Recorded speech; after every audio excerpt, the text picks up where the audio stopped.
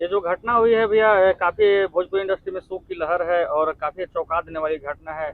इस घटना के बारे में आप कितना चिंतित हैं और इस घटना के बारे में आप क्या कहना चाहते हैं? देखिए, ये बहुत ही दुखद घटना है। ऐसा बिल्कुल नहीं होना चाहिए था।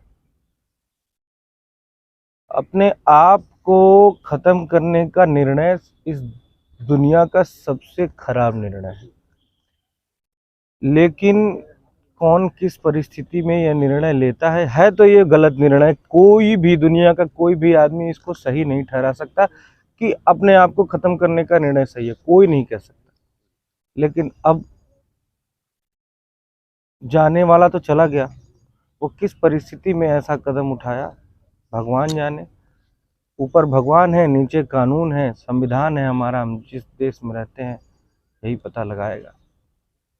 भैया, उस घटना के पीछे समर सिंह का काफ़ी नाम आ रहा है जोर से, जो समर सिंह भी भोजपुरी इंडस्ट्री से आते हैं। आपको क्या कहना है आकांक्षा दुबे की घटना के बारे में कि अच्छी तरीके से इसका जाँच हो? बिल्कुल, देखिए, कानून अपना काम कर रहा है और खास करके बाबा का शासन है, बाबा का राज्य है। यहाँ पे हमें नहीं लगता कि किसी के साथ अन्याय होगा। सबको न्याय मिलेगा। कानून अपना काम कर रहा है। अगर हम ये चाहते हैं कि भैया, दोषी जब अगर कोई हो तो उसे बख्शा न जाए, लेकिन निर्दोष अगर कोई हो तो वो भी बेचारा फंसे ना।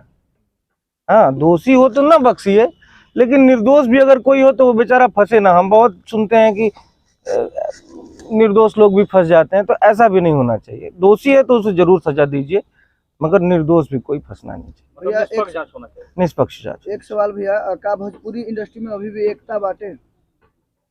क्योंकि भैया भोजपुरी को परिवार कहा जाता है, लेकिन परिवार नजर नहीं आ रहा है।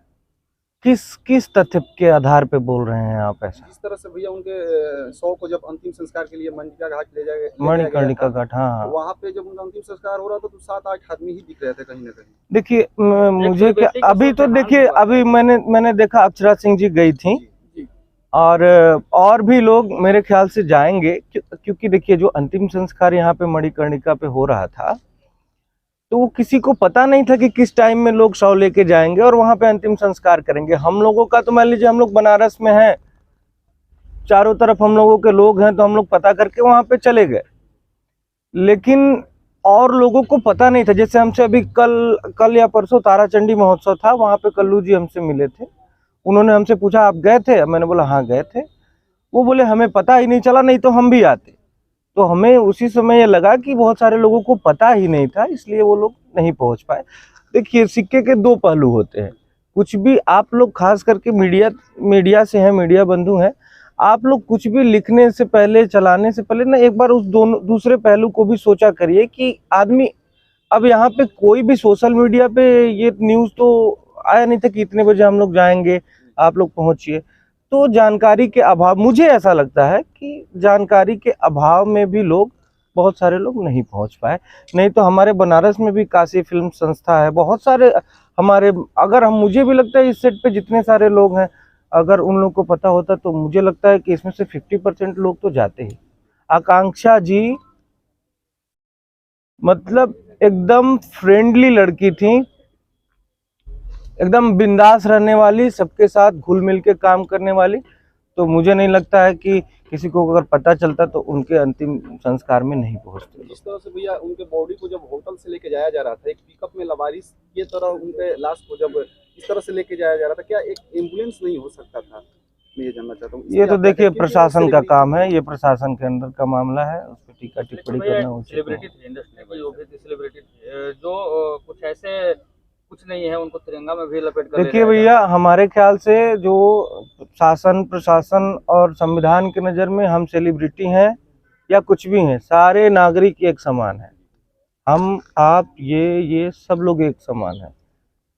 सेलिब्रिटी हैं, ठीक है, ये जनता का प्यार है, लेकिन मुझे नहीं लगता कि संविधान की नज़र में, कानून की नज़र में कोई अलग है।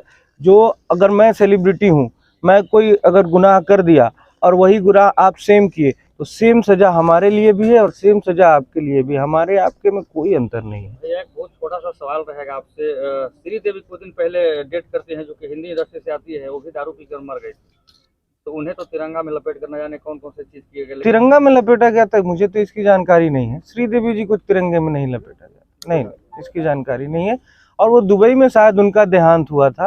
उनके पिताजी का भी अभी आर्थिक स्थिति सही नहीं है, लिवर भी पिताजी का डैमेज है और उस घर का काफी स्थिति अभी खराब है, आर्थिक स्थिति। उसको लेकर भोजपुरी इंडस्ट्री से आप लोग मदद करेंगे उनका? हम लोग कल ही बात कर रहे थे, हमारे बड़े भाई हैं प्रिंस पांडे जी, उनके साथ हम लोग बैठ के बात कर रहे थे कि अगर ऐसी कोई बात आती है कि आर्थिक सहायता उस परिवार को जरूरत महसूस होती है तो हम लोग जरूर उस परिवार के साथ खड़े रहेंगे। किसी भी परिस्थिति में आर्थिक सहायता देने के लिए अगर कोई भी बात हो तो हम लोग रेडी हैं। आकांक्षा दुबे जी का माता जी का आरोप है कि भोजपुरी इंडस्ट्री एकता की बात करती है, परंतु उनकी एकता अभी दिख नहीं रही है, नजर नहीं आ रही है। अब देखिए, इसके बारे में मैंने बताया, एकता तो है भोजपुरी इंडस्ट्री में, क्यों नहीं एकता है। हम लोग एक परिवार के हैं और ज़्यादातर भोजपुरी इंडस्ट्री में काम करने वाले लोग या तो उत्तर प्रदेश से हैं या तो बिहार से हैं।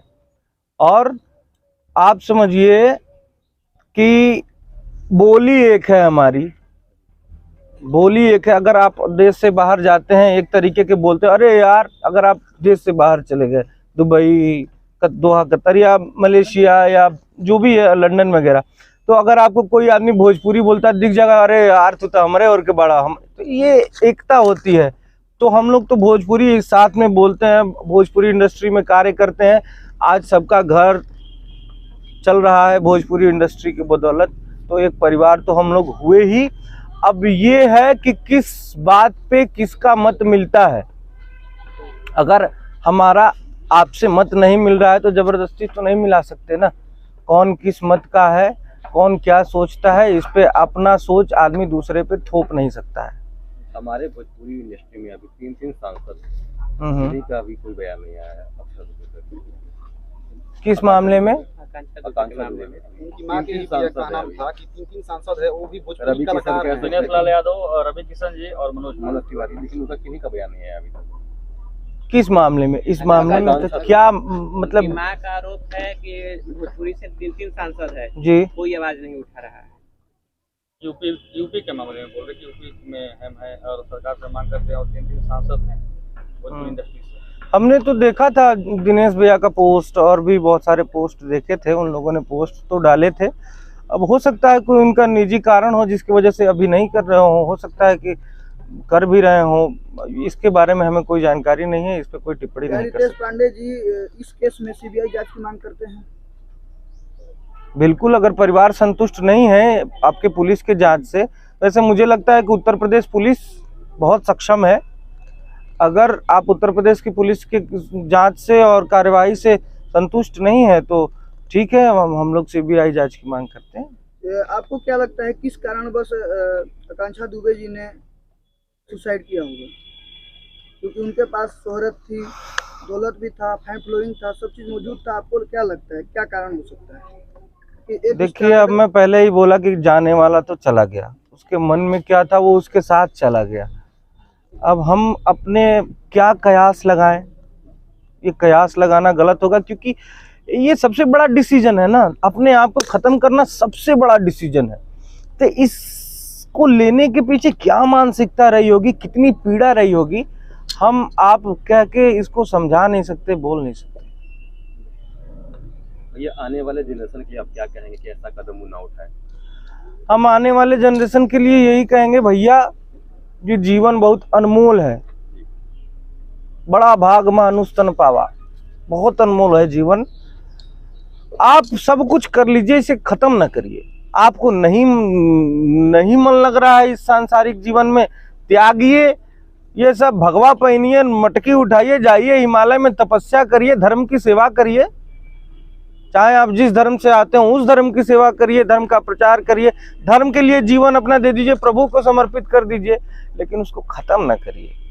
खत्म करेंगे, खत्म करने से क्या, आपसे जुड़े लोग कम से कम जिस किसी के ऐसा ख्याल तो पहली बात आना नहीं चाहिए। आने वाले जनरेशन की आपने बात किया, तो अगर आए भी तो अपने माँ का, बाप का, अपने परिवार का मुंह देखें।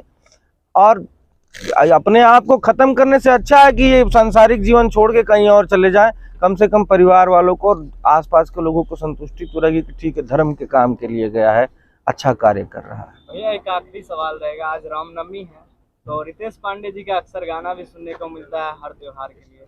पहले कोई राम भगवान पे 2 लाइन हो जाए और एक जय श्री राम का नारा तो बनता है। आप सभी को रामनवमी की बहुत बहुत शुभकामना। भगवान राम का भव्य मंदिर बन रहा है अयोध्या में, सबको बहुत बहुत बधाई। मुझे लगता है कि 2024 में बन के हम लोग दर्शन कर पाएंगे भगवान का, तो सब बहुत खुशी की लहर है। और 1-2 गाने भगवान राम के हम लोग रिकॉर्ड अभी जस्ट किए हैं।